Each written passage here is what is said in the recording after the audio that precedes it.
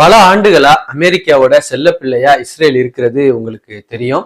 அதுலயும் காசா மேல இஸ்ரேல் இனப்படுகொலைய நிகழ்த்திக்கிட்டு இருக்கிறப்போ எந்த அளவுக்கு அமெரிக்கா அதுக்கு பக்கபலமா நின்று ஆதரவையும் ஒத்துழைப்பையும் அளிக்குதுன்னு நம்ம பார்த்துட்டு இருக்கிறோம்.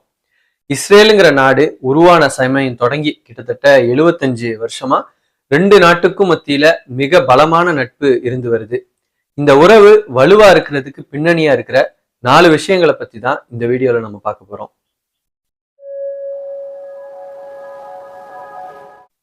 முதல் விஷயம், அமெரிக்காவும் இஸ்ரேலும் வரலாற்று ரீதியான தொடர்பை கொண்டிருக்கு.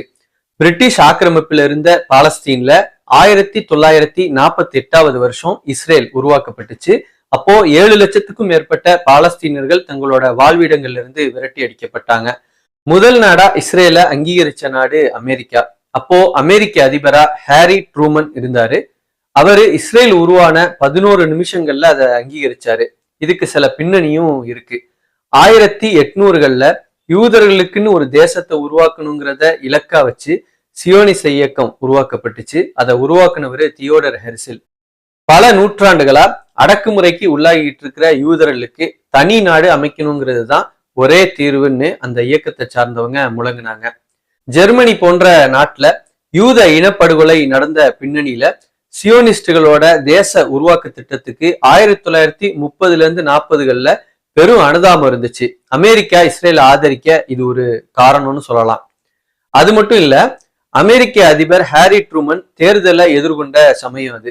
அப்போ யூதர்களோட ஆதரவு அவருக்கு தேவைப்பட்டுச்சு. பொதுவா அவரு யூதர்களை வெறுக்கிறவரா இருந்ததா சொல்றாங்க. ஆனா 1948 மார்ச் மாசம் ஹாரி ட்ரூமனை அவரோட மிக நெருங்கிய நண்பர், யூத நண்பர், ஒரு பெரும் வணிகர் எட்வர்ட் ஜேக்கப்சன் சந்திக்கிறாரு. சைம் வைஸ்மேன் அப்படிங்கிற சியோனிச இயக்க தலைவரை நீங்க சந்திக்கணும் அப்படின்னு சொல்லி அவருக்கு கோரிக்கை வச்சாரு. வைஸ்மேன் எதிர்காலத்துல இஸ்ரேலோட ஜனாதிபதியாவே ஆனவர்.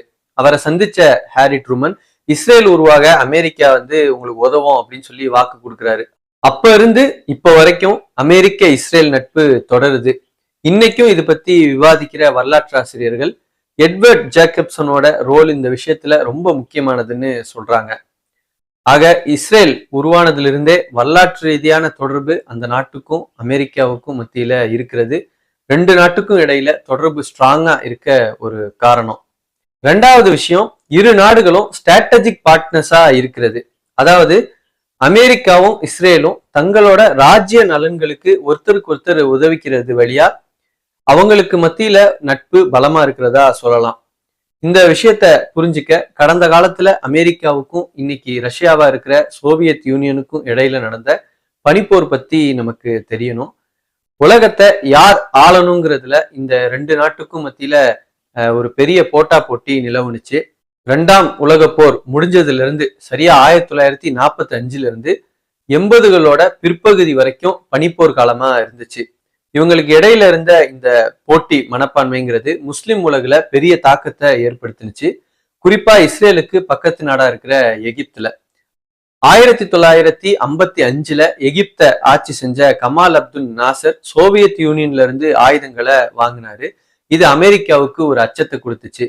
இதை தொடர்ந்து மத்திய கிழக்குல ஒரு சில நாடுகள் சோவியத் ஆதரவு தரப்பாவும் வேறு சில நாடுகள் அமெரிக்கா போன்ற வெஸ்டர்ன் கண்ட்ரீஸுக்கு ஆதரவானதாகவும் ஆனாங்க. தொடக்கத்துல இருந்தே இஸ்ரேல் அமெரிக்கா கிட்ட ஆயுத உதவி கோரி வந்துச்சு. அரபு நாடுகள்ல இருந்து தனக்கு பாதுகாப்பு தேவை அப்படிங்கிற அடிப்படையில அதை ஒரு கோரிக்கையா முன் வச்சுச்சு. அமெரிக்க அதிபரா இருந்த ஜான் எஃப் கென்னடி அதுக்கு ஒத்துக்கிட்டாரு. 1967வது வருஷம் இஸ்ரேலுக்கும் அரபு நாடுகளுக்கும் இடையில 6 நாட்கள் யுத்தம் நடந்துச்சு. அதுக்கப்புறம் இஸ்ரேலுக்கான அமெரிக்காவோட ஆதரவுங்கிறது பன்மடங்கு பெருகிடுச்சு. அந்த சந்தர்ப்பத்துலதான் ஜோர்டான், சிரியா, எகிப்து மாதிரியான நாடுகளோட நிலப்பகுதிகளை கூட இஸ்ரேல் ஆக்கிரமிச்சிருந்தாங்க. இந்த பின்னணியில தான் இஸ்ரேலுக்கு அமெரிக்கா கொடுத்து வந்த ஆதரவுங்கிறது பன்மடங்கு பெருகுனுச்சு. இது போக இன்னொரு அடிப்படையான விஷயம், மொசாத் மாதிரியான உளவுத்துறைகளை பலப்படுத்துறது வழியா அமெரிக்காவோட நேசத்துக்குரிய கண்காணியா செயல்பட தொடங்கினுச்சு இஸ்ரேல். அமெரிக்காவுடனான நட்பு வலுவானதுக்கு இது 2வது முக்கிய காரணம். 3வது விஷயம், இஸ்ரேலுக்கு அமெரிக்கா வழங்குற நிதி உதவி அவங்கள இறுக்கமா பிணைக்கிற அம்சமா இருக்கு. செகண்ட் வேர்ல்டு வாருக்கு அப்புறம் மிகப்பெரிய தொகையை இஸ்ரேலுக்கு அமெரிக்கா வழங்கியிருக்கு. இந்த அளவுக்கு வேற எந்த நாட்டுக்கும் அது நிதியுதவி வழங்கல. 1946 இருந்து இந்த வருஷம் 2023 வரைக்கும் 260 பில்லியன் டாலர்களை இஸ்ரேலுக்கு அமெரிக்கா கொடுத்திருக்கு. 2008 வரைக்கும் பொருளாதார உதவியும் ராணுவ உதவியும் அமெரிக்கா செஞ்சுட்டு இருந்துச்சு. ஆனா இப்போ வெறுமனே ராணுவ உதவி மட்டும் செய்யுது. அமெரிக்காவோட முன்னாள் அதிபர் பராக் ஒபாமா கையெழுத்திட்ட ஒப்பந்தம் அடிப்படையில வருஷத்துக்கு 3.8 பில்லியன் டாலர்களை இஸ்ரேல் அமெரிக்காவிடமிருந்து பெறுது. வேற வார்த்தையில சொல்றதுன்னா, அமெரிக்க குடிமக்களோட வரிப்பணத்துல இஸ்ரேல் ராஜ வாழ்க்கை வாழுதுன்னு சொல்லலாம். ராணுவ பலத்தையும் இது மூலமா இஸ்ரேல் பன்மடங்கு பெருக்கி இருக்கு. இஸ்ரேலோட போர் விமானங்கள் தொடங்கி அயன் டோம் டிஃபென்ஸ் சிஸ்டம் வரைக்கும் அமெரிக்கா வழங்கினதுதான். அமெரிக்கா வழங்குற நிதியை வச்சு அமெரிக்க ஆயுத நிறுவனங்கள்ட்ட இருந்து இஸ்ரேல் இவற்றையெல்லாம் வாங்கிக்குது. ஆயுத தளவாடங்களை பிரயோகிக்கிறது தொடர்பா எந்த நிபந்தனையும் இஸ்ரேலுக்கு அமெரிக்கா விதிக்கிறது இல்லைங்கிறது இங்க சுட்டி காட்டணும்னு நினைக்கிறேன். அதனால இஸ்ரேல் எப்படி வேணும்னாலும் ஆயுதங்களை பயன்படுத்தலாம், அநியாயமும் அட்டூழியமும் செய்யலாம் அப்படிங்கிற நிலை இருக்கு. லேஹி சட்டம்னு ஒண்ணு அமெரிக்கால உண்டு. அமெரிக்கா கிட்ட இருந்து வாங்குற இராணுவ தளவாடங்களை தற்காப்புக்காக மட்டும்தான் பிரயோகிக்கணும் அப்படின்னும், மனித உரிமை மீறல்களுக்கு அதை பயன்படுத்தக்கூடாதுன்னு லேஹி சட்டம் சொல்லுது. ஆனா இந்த நிபந்தனையெல்லாம் அமெரிக்காவோ இஸ்ரேலோ பொருட்படுத்துறதா இல்லை அப்படிங்கிறத நம்ம பார்த்துட்டு இருக்கிறோம். ஆக தாராளமா எல்லா விதமான உதவியும் இஸ்ரேலுக்கு கிடைக்குது. இதுவும் ரெண்டு நாடும் நெருங்கின நண்பர்களா ஆகிறதுக்கு ஒரு காரணம். நான்காவது என்ன சொல்லலாம்னு சொன்னா, அமெரிக்காவோட உள்நாட்டு அரசியல்ல இஸ்ரேலுக்கு இருக்கிற பலமான செல்வாக்கு.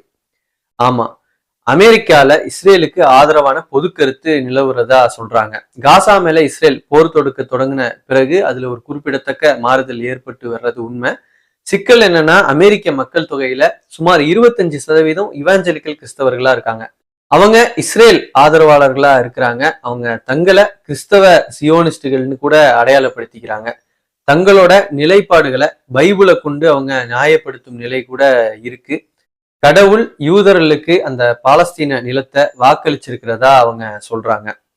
இது போக சில இஸ்ரேல் ஆதரவு லாபி குழுக்கள் அமெரிக்கால ரொம்ப ஸ்ட்ராங்கா இருக்காங்க. அவங்க அமெரிக்க அரசியல்ல மிகுந்த செல்வாக்கு பெற்றவங்களா இருக்காங்க. உதாரணத்துக்கு, தேர்தலில் நிக்கிற வேட்பாளருக்கு பெரிய அளவுல நிதி உதவி தர்ற அமைப்பா ஏபேக் அப்படிங்கிற அமைப்பு இருக்கு. இஸ்ரேல் விஷயத்துல ஒரு வேட்பாளர் என்ன நிலைப்பாட்டுல இருக்கிறாரு அப்படிங்கிறத பொறுத்து அவருக்கு ஏபேக் நிதி உதவி வழங்கும். ஏபேக் மாதிரியே பல குழுக்கள் இஸ்ரேலுக்கு ஆதரவான கொள்கை உருவாக்கத்துக்காக அமெரிக்கால செயல்படுறாங்க. மொத்தத்துல இப்படியான விஷயங்கள் தான் அமெரிக்க இஸ்ரேல் உறவை பலமாக்கி இருக்கு. வரலாற்று ரீதியான தொடர்பு, ராஜாங்க நலன், மதம், அரசியல் கணக்கு அப்படின்னு பல விஷயங்கள் அமெரிக்காவையும் இஸ்ரேலையும் பிணைச்சிருக்கு. இந்த பின்னணியில தான் இன்னைக்கு இஸ்ரேல் பாலஸ்தீன்ல கொத்து கொத்தா மக்களை கொன்னு குவிச்சாலும் அமெரிக்கா இஸ்ரேலை விட்டு கொடுக்கறது இல்ல, பக்கபலமா நிக்குது. அது மட்டும் இல்லாம இஸ்ரேல் எவ்வளவு கொடூரத்தை இழைச்சாலும் அமெரிக்காவோட துணையோட அந்த குற்றத்திலிருந்து தப்பிச்சிடலாம் அப்படிங்கிற மிதப்பு எண்ணம் இஸ்ரேலுக்கு இருக்கு. அதனாலதான் ஐநா சபையையோ சர்வதேச சட்டங்களையோ அது கொஞ்சமும் பொருட்படுத்துறது இல்ல. இறுதியா நாம சொல்ல விரும்புறது, பாலஸ்தீனியர்கள் மீதான இன அழிப்புங்கிறது அமெரிக்காலையும் உலகம் முழுக்கையும் மக்கள் கருத்தை வெகுவா மாற்றி அமைச்சு வருது. முன்ன மாதிரி எந்த இடையூறும் இல்லாம இஸ்ரேலோட ராஜாங்க உறவை தொடரலாங்கிற நிலைய மக்கள் தங்களோட போராட்டங்கள் வழியா மாத்திக்கிட்டு இருக்காங்க. இது பத்தி நம்ம தனியாவே ஒரு வீடியோ வெளியிட்டு இருக்கோம். அதை இங்க கிளிக் பண்ணி நீங்க பாத்துக்கலாம்.